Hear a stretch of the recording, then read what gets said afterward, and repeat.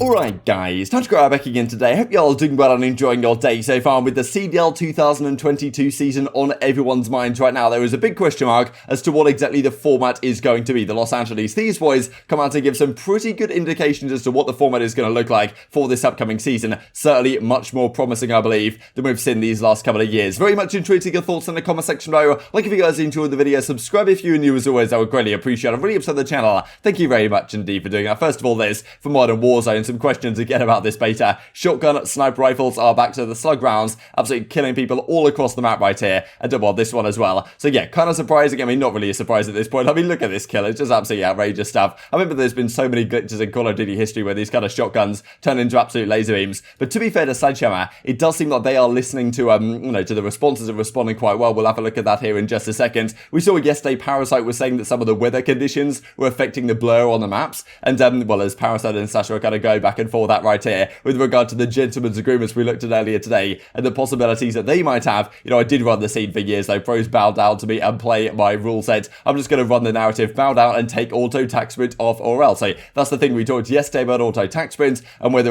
some of the pros want to use it, some of the pros don't, and well, Clayster maybe wants to go on that side, but as Sasha's saying, yeah, take auto tac sprint off or else. I'm running the rule set once again this year, and the gentleman's agreements I'm sure are going to be absolutely through the roof for this upcoming season. But to be fair, there's some Sledgehammer games last night. There was a load of talk about all the things that they were fixing, right? So of course there's been plenty of concerns from many different angles from the competitive but also more casual players. It seems like they're fixing and at least they're responding and being active with a fair bit of it. So definitely promising signs, I think, for the integrations between the competitive scene and what Sledgehammer want to do and to getting things fixed. I think they're one of the more responsive developers, honestly, when it comes to stuff like this. So exciting to see nonetheless. This other was also kind of interesting, right? So there was this the Halo top 25 going on right now, and Nate Shot's like, look, at enable, can't believe you got snubbed on that top 25. Guys had Ogre 1 at 11, clearly they are faded. I don't know too much about Halo, but Ogre 1, Ogre 2, I just know they're both legendary players, so it was kind of a surprise to see him outside the top 10, to be honest. But I mean, yeah, like Enable maybe just about missed out on it. But of course, Enable was also involved in this video from the Los Angeles Thieves a couple of days ago, where they talked about the situation and the return to LAN, hopefully for this upcoming season in full force. So as Octane says, back in June now, like all I wanted to do is be back on LAN, absolutely frying when they did finally return to LAN. The Seattle Surge, at least for a little while, 11-1, that hardpoint record we looked at just a couple of days ago now. But this, of course, was what we saw for this season in terms of the schedule. Now, it wasn't the absolute end of the world, but I will say that towards the end of the year, I would have much preferred to have many more tournaments in play rather than just having, the season just continuing on into the sunset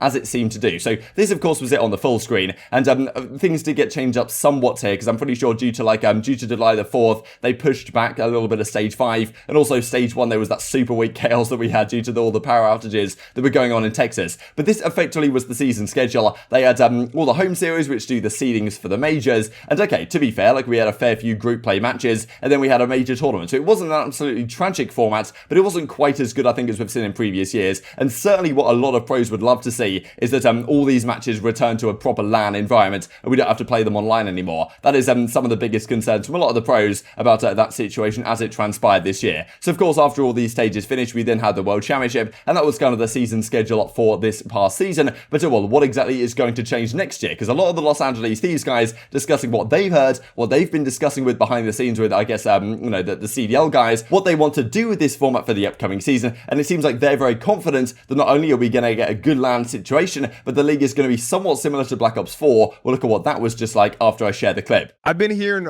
rumors that LAN is back. Give the fans what they want and give us the intel or bait on next year's format.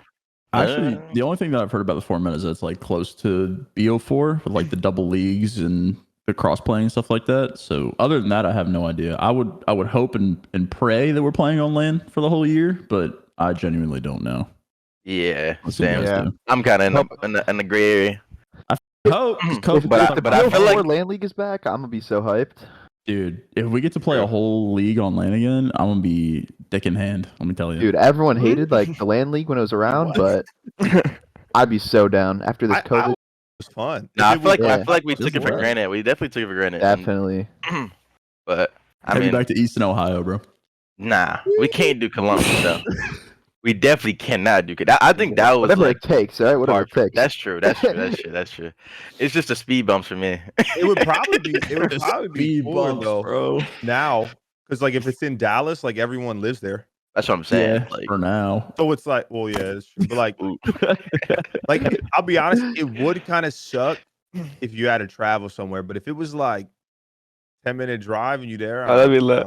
So this is what things looked like in the 2019 pre-CDL days. I imagine the pros have been talking with the CDL guys and they've kind of been coming to a consensus on what the pros would like to see for the upcoming season. I'm sure like everything on LAN is like the #1 priority, but this is a potential format they could do. So in the Black Ops 4 season, we had 16 teams in the Pro League, as you can see right here. Division A, Division B for the entirety of the league. There was just like a one stage in the Black Ops 4 season. In previous seasons, we've seen like 2 stages. They had stage 1, stage 2, this type of stuff. This time it was just one stage for the entire year, and the teams were put into divisions based on their performances right at the start of the year. This kicked off in about February time, but even before then, this is the exciting thing to me, before February and this league actually kicked off for the group play matches, there was already a tournament that went on in December, Las Vegas, and then there was a Pro League qualifier in January, so there was already things going on right at the start of the year. Hopefully that's the case again. But as you can see right here, this is what things went down as, and it's not just that every team played every other team in their division, they also had a bit of cross-divisional play. So you'll see a lot of these are like 1-1 or 2-0 or 0-2. Those are the teams in Group A that played other teams in Group A and of course played them twice. But you see the teams in Group A who played Group B, they played them like pretty much once, right? So they have some cross-divisional play where the teams can play each other in the other divisions, but still generally are in their division. So it's not fantastic, but it's not too bad. Like we could have a situation where there's 6 teams in either division, hopefully based on early season performances. That's what I would love to see. That there's a couple of tournaments right at the start of the year, and the results in those, or maybe even just one tournament, I don't really know, then determines the seeding for these groups, and therefore like we go into a situation like this again, which hopefully means right at the start of the year we have some significant amount of events. Because of course in Black Ops 4, like I think we could have still had more events, but it wasn't a disaster. Like this was how things were going in Black Ops 4. So I'll try and explain this in order. It started with Las Vegas way back in December 2018. Then we went into the Pro League qualifier, where the teams would qualify, of course, for the Pro League, and then it kicked off in Fort Worth in March. That was a proper event. So alongside the regular LAN League situation, like the performances and your seeding from those ongoing LAN League matches in the background would determine what the pool play situation would be for the major events, and not have like everything kind of combined into one as it has been this season. So I don't know whether they're going to fully go back to this Black Ops 4 style, but it wasn't bad at all. Like we had Fort Worth go on in March, then we had London go on in the start of May, then Anaheim was on in June, and just after that in July we then had the Pro League playoffs, and then we had the World Championship just after that in I guess like end of July, August sometime, probably August sometime. So anyway, yes, this is how things went. There were 6 major events alongside a major LAN league, which seems very promising. A lot of the players seem to be pretty excited to do something like this again, and well, if they're indicating Black Ops 4 type style, this could be what indeed we have. Now, to be fair, I thought it was kind of interesting that we had the playoffs and the World Championship in Black Ops 4, because effectively the playoffs was the best 8 teams from the Pro League, and E United won, and then a couple of weeks later, the World Championship was the best 8 teams from the Pro League, plus all the other 8 teams from the Pro League, plus 16 amateur teams, and then E United won again. So it was kind of like the championship effectively was just like playoffs plus all the other worst teams, and probably, you know, the same team's still going to win, right? Which doesn't always happen, but it did happen in this case. So that's kind of why I thought it was kind of interesting. This season we might just have the playoffs instead, which is kind of what the World Championship is at the moment anyway. And I would love to see like the World Championship get thrown in as some sort of other additional post-season events, as some sort of World Cup or something. I don't really know what they're deciding to do. But yeah, pretty exciting stuff. This of course was way back in 2018 in December. This was that Las Vegas event. But even on this kind of LAN stage that you see sitting out right here, like it was a pretty similar format that they had for the actual Pro League, which I'm sure for some of you new Call of Duty fans, we haven't really seen any of these League Play matches being played on LAN for the last couple of years. It's all been online boring stuff. And hopefully this season, it seems like a lot of the players are confident we may well be back to that situation. Certainly, I'm hoping that is indeed the case. And of course, there is a fair bit of discussion right now about online Call of Duty. And I do wonder what some of these organizations will do, especially Los Angeles Guerrillas, right? Because at the end of the day, even if the LAN League is just on straight up on LAN, you've got to be there in Texas or Columbus, wherever they're going to do it, like they did before in Columbus, Ohio, of course, the MLG studios. This time, I'd imagine they're going to try and do it in Dallas if they are going to do the entirety of the League Play matches on LAN, which of course we would love to see. But still, I'm pretty sure most players would prefer to be in that ballpark so that when they practice online against other teams, they get the best possible situation. Los Angeles Guerrillas last year, I think, struggled somewhat, that squad of Assault,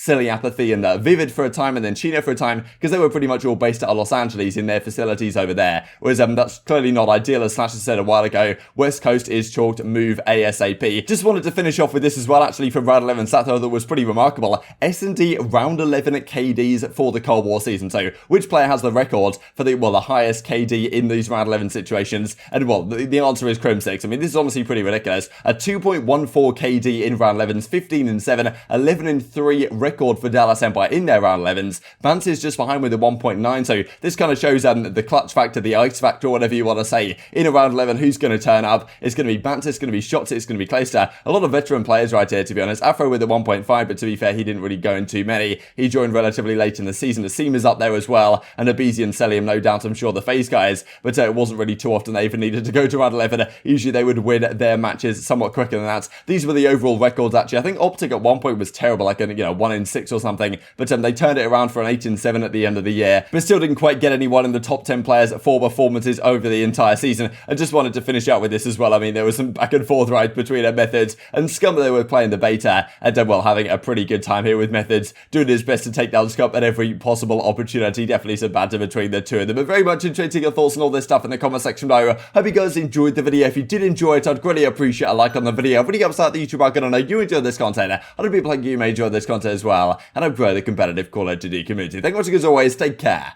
and I will see you next time.